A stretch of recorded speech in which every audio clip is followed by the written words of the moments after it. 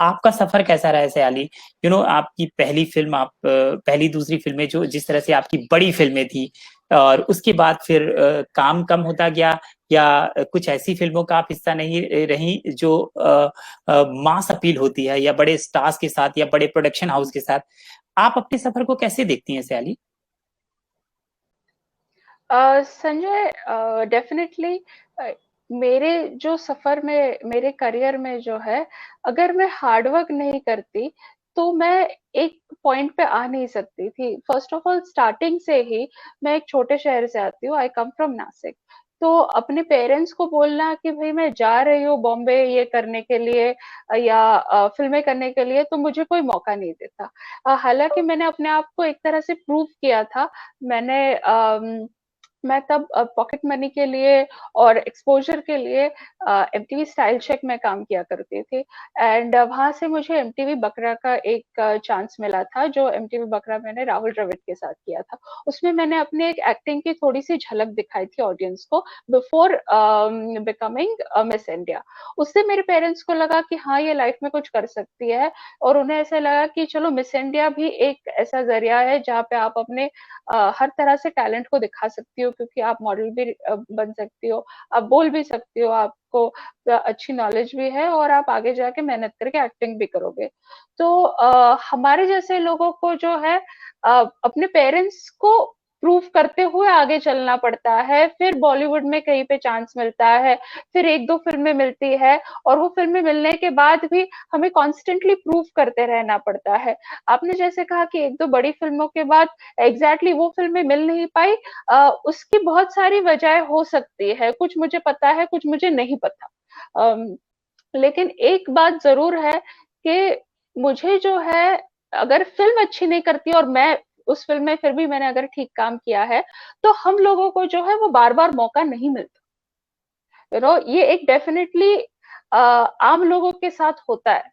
ये अगर आप इंडस्ट्री से नहीं हो तो ये डेफिनेटली होता है कि ऐसा कितनी बार होता है कि आप आपने बहुत अच्छी मेहनत करी हो, लेकिन फिल्म अच्छी नहीं चल रही, या फिल्म ने उतना पिकअप नहीं लिया, तो आपको बार बार ये मौका नहीं मिलेगा। और यही रीजन है संजय कि आज मैं डिजिटल प्लेटफॉर्म में काम करना चाहती हूँ, और आज मैं ओटीटी प्लेटफॉर्म में as an actor, as a producer काम करना चाहती हूँ।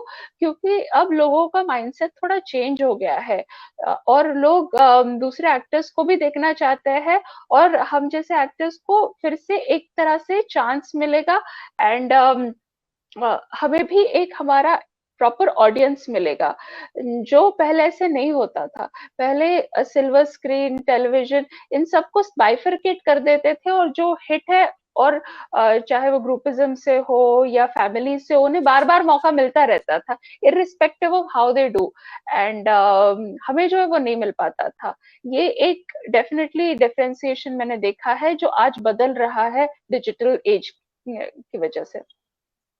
आपने कहा कि कुछ चीजें मैं जानती हूँ कि मुझे क्यों हम्म। वो जो बड़ी फिल्में होती हैं, जो मास अपील वाली फिल्में होती हैं, या जो बड़े प्रोडक्शन के हम्म। साथ होती है, हम्म। बड़े हीरो के साथ होती है, उन फिल्मों से मैं हम्म। वंचित क्यों रही? उसके कई कारण हैं। कुछ कारण मैं जानती हूँ और कुछ नहीं जानती हूँ।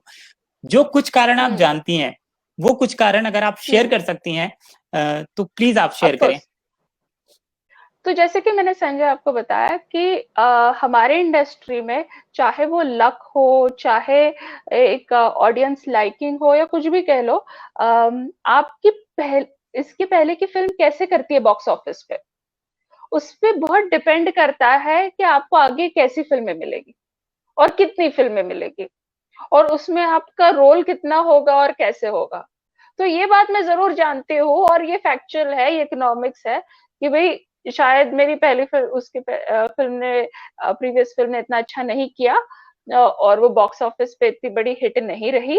अम, उसके कारण बहुत सारे हो सकते हैं। तो इस वजह से जो है आपको एक थोड़ा कॉम्प्रोमाइज करना पड़ रहा है, और आपको एक सिंपलर प्रोडक्शन हाउस में एक सिंपलर रोल के साथ एडजस्ट करना पड़ रहा है। सो दिस, ये कारण मैं जरूर जानती हूँ, and which I think is a little bit fair also and little bit not fair also. Fair क्योंकि ठीक है भाई, वट एवर रीजन की वजह से, जैसे मैंने तो पूरी मेहनत करी, लेकिन फिल्म को उतना सक्सेस नहीं मिला, तो ऐसे बहुत लोगों के साथ होता है, बड़े लोगों के साथ भी होता है, लेकिन हम जैसे लोगों को शायद बार बार मौका नहीं मिलता। कभी मिल भी जाता है एक आध दूसरा मौका कि भाई ये फिल्म नहीं चाहिए, एक और। लेकिन अगर आप वो ग्राफ में स्लाइड होते गए, तो आपके उतने मौके कम होते जाते हैं, आपकी ऑडियंस भी कम होती जाती है, यू नो। सो ये ये एक रीजन डेफिनेटली रहा है। एंड बाकी आप चाहे ऑडिशंस देते हो, स्क्रीन टेस्ट देते हो रोल्स के लिए, तो कई बार आपके पास बहुत अच्छा बोलने के बाद भी, रिव्यू देने के बाद भी आपको कॉल बैक नहीं आता है। तो ये मुझे रीजंस नहीं पता कि ये क्यों हुआ। कि मुझे तो तब बोला गया कि आपकी स्क्रीन टेस्ट बड़े प्रोडक्शन हाउस में बहुत अच्छी रही, आपकी लुक टेस्ट परफेक्ट थी, you fit the bill, everything, negotiations हो जाते हैं, सब कुछ, आपको ड्राफ्ट मिल जाता है कॉन्ट्रैक्ट का, लेकिन फिर उसके बाद कॉल नहीं आता है बिल्कुल। ऐसा भी हुआ है एक दो बार। तो ये मुझे नहीं पता कि एग्जैक्टली क्यों हुआ है। तो ये दोनों चीजें मैं आपके साथ शेयर कर सकती हूँ डेफिनेटली। देखिए, कोई भी बिजनेस हो, वहां पर एक ग्रुप होता है जो बिजनेस को होल्ड कर रहा हम्म होता है। वो जानता है कि इस बिजनेस हम्म। में कौन काम करेगा, कौन नहीं करेगा, किस पर पैसा लगाना चाहिए, या किस पर पैसे नहीं लगाना चाहिए, और जिस पर या कुछ नया प्रोडक्ट है जिस पर पैसा लगाना है उसकी मार्केटिंग कैसे करनी है।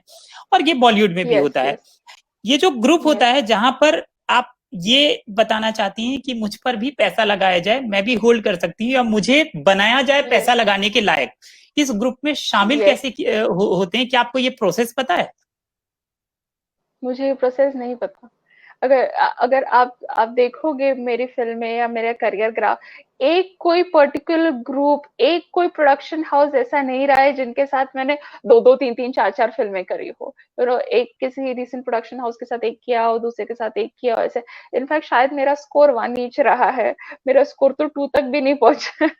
सो I am not one of those repeated artist in a particular production house time and again. तो मुझे तो डेफिनेटली नहीं पता है इसका फॉर्मूला क्या है।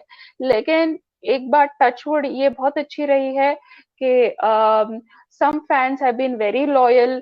एंड मैंने अपने आप को काफी वर्सेटाइल बनाए रखा। मैंने हिंदी फिल्मों में काम किया है, तेलुगु, तमिल, बंगाली, पंजाबी फिल्मों में काम किया है।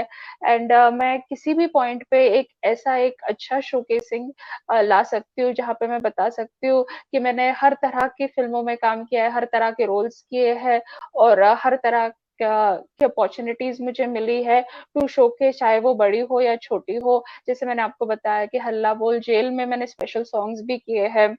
और मेरे पास ये एजुकेशन का भी बैकग्राउंड है। सरोज जी के साथ वर्कशॉप हो, या बाकी भी जो मैंने एक्टिंग वर्कशॉप्स वगैरह किए हैं, या एक्टिंग पे मैंने बाकी सारे एक्टर्स के साथ काम किया है। तो ये एक प्रोफाइल मैं हमेशा बनाती रही, अपने आप को मैंने हमेशा बिजी रखा। मॉडलिंग ने हमेशा साथ दिया, मिस इंडिया के कामों ने हमेशा साथ दिया, मैं कल्चरल एम्बेसडर रही ऑफ मेनी कंट्रीज। तो इस तरह से मैंने अपने प्रोफाइल को अलग कर लिया, मैंने अपने नीश को, जैसे बोलते हैं, एक बना लिया। और मैं उस नीश में खुश रहती हूँ। और उस नीश में जो भी एक्टिंग का और या बॉलीवुड का काम आता है मेरे लायक, सारी चीजें सूट होती है तो मैं डेफिनेटली करती हूँ। लेकिन इस तरह से मैं हमेशा बिजी रहती हूँ। लेकिन ऐसी बहुत सारी लड़कियां हैं जो सिर्फ बॉलीवुड बॉलीवुड के अलावा और कुछ नहीं करती है, या उनके पास ये और सारे ऑक्सिलरीज, या और सारे मैं जो काम करती हूँ सारे, जो मुझे थैंकफुली मिस इंडिया मॉडलिंग वगैरह की वजह से मिले हैं, वो नहीं करती है। तो और वो आउटसाइड द इंडस्ट्री से भी आते हैं। So yes, pretty unfortunate situation for them. Right.